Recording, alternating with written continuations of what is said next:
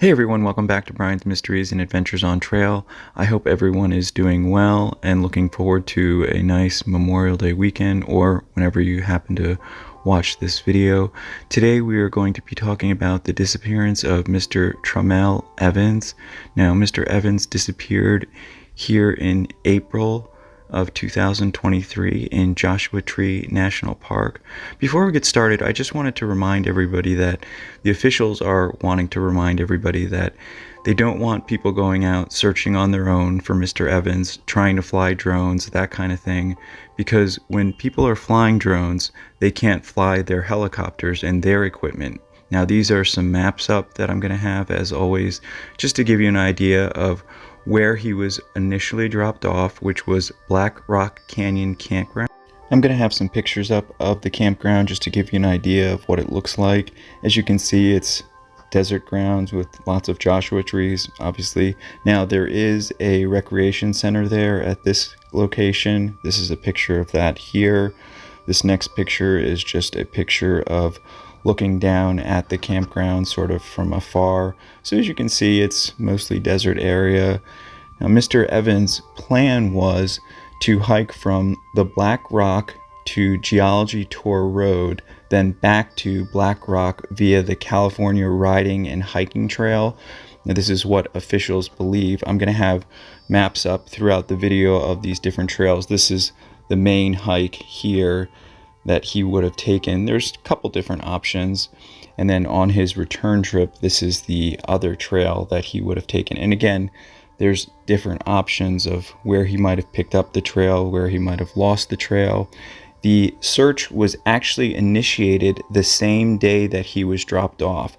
Joshua Tree National Park Search and Rescue headed up the search and rescue mission. The Bureau of Land Management and California Highway Patrol were also highly involved in the search. Now, also helicopters, highly skilled climbers and hikers that were very familiar with this area were involved in this initial search. Again, this happened back on April 30th of this year, 2023, so it's been almost a full month. Mr. Evans was dropped off at the campground on April 30th. He was supposed to return on May 5th.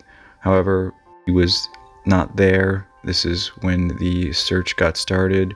Initially, the report said that the search and rescue were called in that same day. However, it was that day that he was supposed to return that he was missing. Now, this is some pictures of Mr. Evans. He is 6'3", 190 pounds, brown hair, so he's definitely a big guy.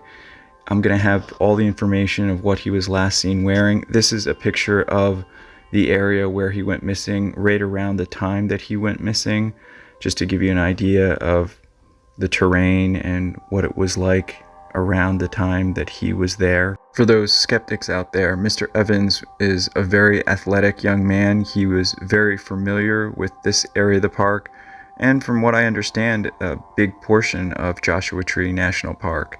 He was a very experienced long-distance hiker, so this wasn't something out of the ordinary for him to attempt to do. This is another picture of the map of the potential hike that he would have done initially. We're not really sure exactly.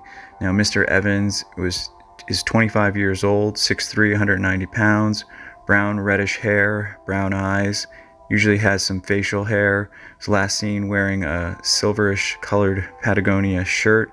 Again, I'm going to have all this information in the description, as well as the phone numbers of the people to contact if you do have any information. Now, it is worth noting that there were roughly 50 backcountry permits issued for that time. He did not get one of these permits.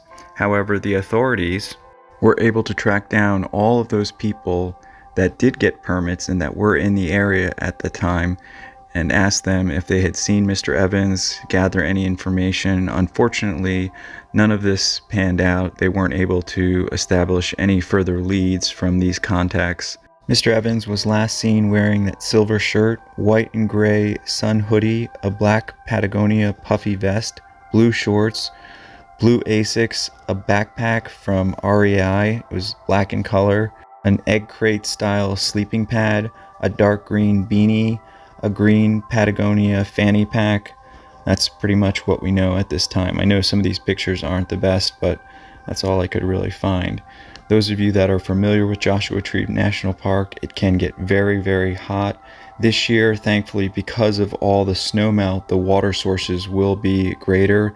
That doesn't mean that the chances of a heat stroke and being exposed isn't possible. I know the park is pretty big, so I'm just going to show you another map. This area is north of Palm Springs. As you can see, the Black Rock Canyon Campground right there. Again, these are just some pictures to give you an idea of the campground, what it looks like, the area in which he was hiking that day or those days. We don't know exactly which day he went missing because, unfortunately, like I said, none of the other people in the area, at least the ones that the authorities have contacted since, had any information to give. If you happen to be in that area, saw or talked to Mr. Evans, you're asked to call or text the NPS wide tip line at 888-653-0009 or call 909-383-5652. Again, I'll have all this in the description. I just wanted to mention it. There have been people that have gone back. The search is still ongoing. It's not as large as it was. That's unfortunately not nobody's fault. It's just because there's only enough funding usually for these searches for about 7 to 10 days. And then the big groups like the Search and Rescue and the California Highway Patrol, they just don't have the funding to keep going in. That doesn't mean that volunteers that work for these different organizations still can't go back. And again, if you want to do something to help, you can do things like make flyers. But like I said in the beginning, don't go out and try and go looking for him yourself. You can actually interfere with the ongoing investigation. You can mess up search areas, leave evidence behind that has nothing to do with him being missing, those kind of things. I know a lot of people are going to say, why don't people take satellite devices with them? So I'm just going to get this out of the way and say this. I agree that yes, I think that especially if you're hiking alone, it is invaluable to carry a satellite device, especially when you're out in the desert, out in the open, and there's nothing to, because there is the argument that if you're in the mountains, the signal can get obstructed. But again, this is nothing to take away from Mr. Evans. You know, he was very talented, very experienced young man. These are some more pictures of him.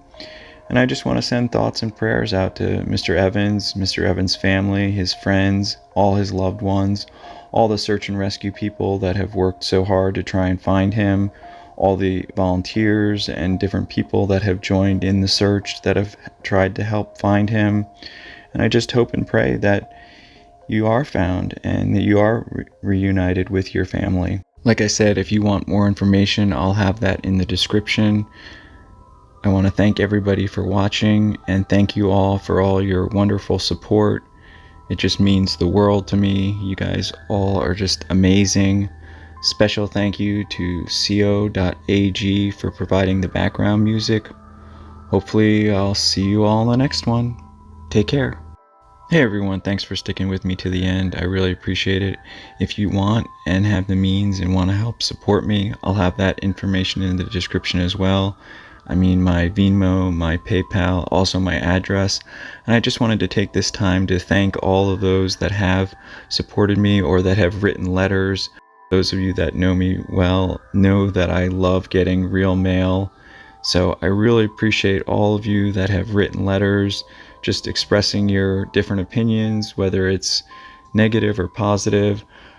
I love getting mail, and I really appreciate hearing about all your adventures, all your different upcoming travel plans, and if you ever have any questions, whether it's about gear or different parts of the Pacific Crest Trail or the Appalachian Trail.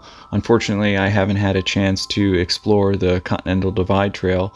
However, if any of you have had a chance to explore that trail or have hiked that trail, definitely drop me a comment or send me an email. I'd love to hear about your experience on that, because that is on my list of next adventures. Also, I wanted to let everyone know that I'm still accepting photos for next year's calendar. All that is if you want to send me a picture for one of the months of next year's calendar, just of any of your past experiences, whether it's camping, hiking, exploring, climbing, whatever it is. Just send me an email. I'll have that in the description as well, a link to that email address. And yeah, leave me a comment, and I'll see you next time.